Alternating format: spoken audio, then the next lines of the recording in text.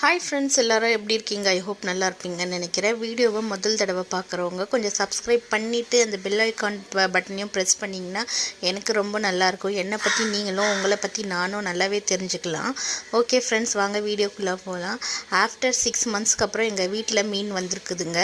தடைக்காலெல்லாம் வந்துச்சு நடுவில். அதுக்கு முன்னாடியிலேருந்தே மீன் நான் வாங்குறதே விட்டுட்டேன். ஏன்னா மீன் வாங்கினா எங்கள் வீட்டில் 2 பேர் சாப்பிட மாட்டாங்க. நான் ஒருத்தையும் மட்டும் அப்பாவும் பொண்ணும் தொடவே மாட்டாங்க. அதனாலேயே நான் பாதி இப்போ மீன் செய்கிறதெல்லாம் விட்டுட்டேன்.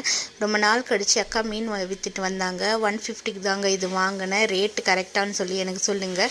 இது எங்கள் ஏரியாவில் ஆந்திரா வவால் சொல்லுவாங்க. ஒவ்வொரு பேர் வந்து ஏரி வவால் அந்த மாதிரிலாம் சொல்லுவாங்க. இந்த மீனோட பேர் உங்கள் ஏரியாவில் என்னன்னு சொல்லி எனக்கு கமெண்ட் பண்ணி சொல்லுங்கள் ஃப்ரெண்ட். இன்றைக்கி வந்து பாய் வீட்டு ஸ்டைலில் மீன் குழம்பு தான் வைக்க போகிறேன். ரொம்பவே ஈஸியாக குயிக்காக செஞ்சிடலாங்க. வெங்காயம், தக்காளி, தேங்காய் எல்லாம் அரைச்சி போட்டுட்டு கொஞ்சோண்டு வெந்தயம், சீரகம் எல்லாமே அதோட சேர்த்து அரைச்சி போட்டுட்டு புளியை நல்லா கரைச்சி அந்த புளி கரைசனையும் ஊற்றிட்டு உப்பு, மஞ்சத்தூள், குழம்பு மிளகாத்தூள் எல்லாத்தையும் புதினா, கொத்தமல்லி கட்டுன்னு கட்டி அதை வந்து தூவி அது மேலே போட்டு விட்டுட்டு எண்ணெயும் ஊற்றி விட்டுட்டு நீங்கள் அடுப்பை எரிச்சிட்டு ஒரு 10 நிமிஷத்துலேயே உங்கள் மீன் குழம்பு சூப்பராக ரெடி ஆகிடும். இதை பாருங்கள், பார்க்கவே எப்படி இருக்குல்ல. எனக்கு ரொம்பவே பசிக்குதுங்க. நான் போய் சாப்பிட போகிறேன்.